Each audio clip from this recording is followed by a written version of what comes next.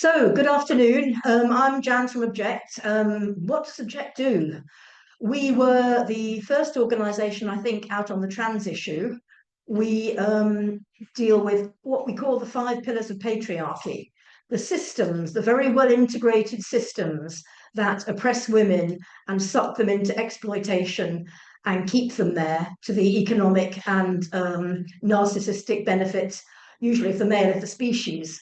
So we're talking about prostitution, pornography, sex entertainment clubs, transgenderism, and surrogacy, fertility industry, all ways in which women are exploited and prevented from leading a decent life, following their interests, making some money in the way that men routinely are facilitated to do.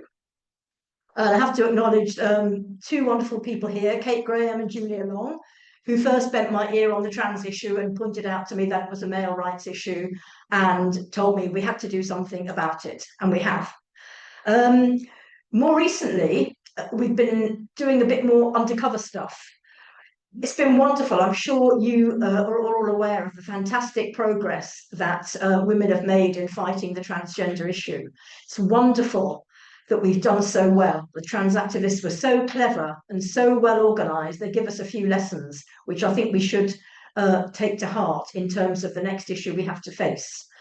It was lovely the other day to meet that Lindsay, who is doing all the football stuff and going to take the FA to court. We've got sport being dealt with. Obviously, Sandy Peggy is sorting out the NHS. There's a lot more sorting out to do. I've recently, a number of us have joined organisations like the Kenwood Ladies Pond Association. To quote Maya Forstater, it's three holes in the ground. There should be one each, there should be one for everybody. It's very simple. And I managed to bend her ear on that one when we both turned up at the Fawcett Society AGM, not knowing that the other one was there. And we both, in the question session, happened to come straight after each other. And of course, both asked a gender critical question. And got some hostility. So we went off and had lunch, and I said, Kenwood Ladies Pond, boom, boom, boom. I was on the committee of the Kenwood Ladies Pond Association, which is the user group. I won't talk too much about it because I've talked about it with WI elsewhere. But if you pay to join them, your money is basically going on legal fees to correct all the mistakes they made. And to use old-fashioned language, they ain't no ladies. So it's interesting to find out the lengths to which people will go to avoid looking at the evidence on the transgender issue. Fawcett Society is interesting. Having been a member now for several years, I've organised events. Julia came to talk to the North London group about pornography. We managed to find a gender critical journalist who just got a book out, Susanna Rustin, and had a little talk from her. Magically, Fawcett, who'd promised to advertise all these things, forgot to do so. They forgot to put it in the email to all members. Oh, how strange. I don't know. What I have learned is that they are not doing well. Their funds are down. They've had to move out of London. They've had to get rid of some staff. Basically, what you hear from now is a student doing a survey. If you answer the survey, they don't come back to you. I think we all get emails from students, don't they, wanting to get a project out of us, and they seem to have sucked to the level where that is pretty much all they're doing. They are chaired by Harriet Harman. You think a lawyer would recognise the importance of the Supreme Court decision, wouldn't you? But not a peep out of them. So I think we need to think about how we're going to tackle the voluntary sector and the charitable sector. Because if anything, it's equally riddled with gender ideology. Women are hugely overrepresented in volunteers of all sorts. And so many charities now, you find out they're run by women doing all the work, and yet there's a gay man or two at the top taking all the glory. Yeah. The charitable sector as a whole has lost its way. Once they decided they would pay big salaries to the people at the top of those organisations, then they get people who are in it for the salary, not in it for the charity. The cause of the charity is by the side.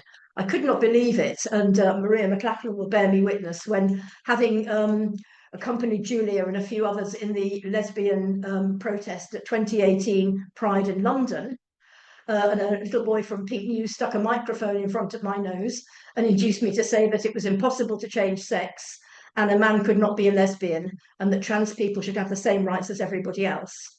The humanists complained that I might misgender a trans person. I used to be a humanist funeral. Talk about speculative. I hadn't actually done anything wrong at all, but I might, and they disciplined me. We saw it off. They had to withdraw. The gay men at the top who'd made the accusations hadn't done it properly. The women at the next level of the organizer who did all the work were easily convinced that I didn't hate anybody and I really hadn't done anything wrong, and they had to withdraw their accusation. This is the humanists. They're supposed to be in favour of same-sex attraction rights. They wouldn't dare question a man being gay in there, but you stand up there and talk about lesbians, and it's as if you've, uttered a dirty word. It's the humanists, for flip's sake. They should know better. Sorry? Quakers too. I know, Quakers too, yes. Yep, absolutely. So this is the next thing we should do. Gathering information has been fun. It's great that Sex Matters, now we've got the Supreme Court decision, are taking the City of London to court, because City of London control the Kenwood ponds. And that should be an interesting one. Can't see how they can lose. What do we do about the rest of it?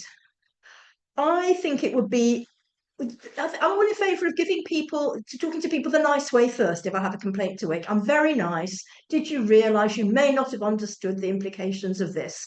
So I was thinking we'll probably have to do something else after that. I was thinking it might be quite a nice idea to point out to the Fawcett Society all the wonderful organisations that have sprung up to defend women's rights in the absence of them continuing to do the job. Things I thought we might mention were things like, it would be terribly sad if the Fawcett Society were to go the way of the Women's Equality Party, which I'm sure many of us here supported. I certainly did. It would be terribly sad if their income continued to decline. Awful. It's the way forward for them.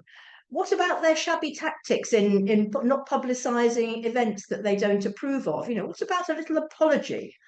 So I thought I would get your brains working. You've all been listening for 2 solid days to all this, and if your heads aren't full of facts by now, I don't know what's wrong with them.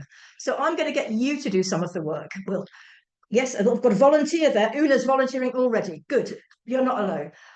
What I'd like to get from you is a list of some of the new organisations that might be interested in writing to the Fawcett Society a very polite and well-argued letter pointing out that they need to make some changes. So which organisations do we think might be interested? And also, you've probably got lots more ideas of excellent points we could make to the Fawcett Society, examples and so on that we could put in there. So I thought rather than letting you sit passively there any longer, because you might all freeze in position and not move at the end, I'd like you to actually speak to the people near you, not just the people that you know, other people too, and take 5 minutes to answer those 2 questions for me. Which groups should we be talking about to mention to Fawcett that have sprung up to do the women's rights job? And what points and what arguments should we be making to Fawcett? I know we've got some legal brains in the audience, so I'm looking for some very good input from you. So I'm going to stop talking now for 5 minutes, and please talk to each other.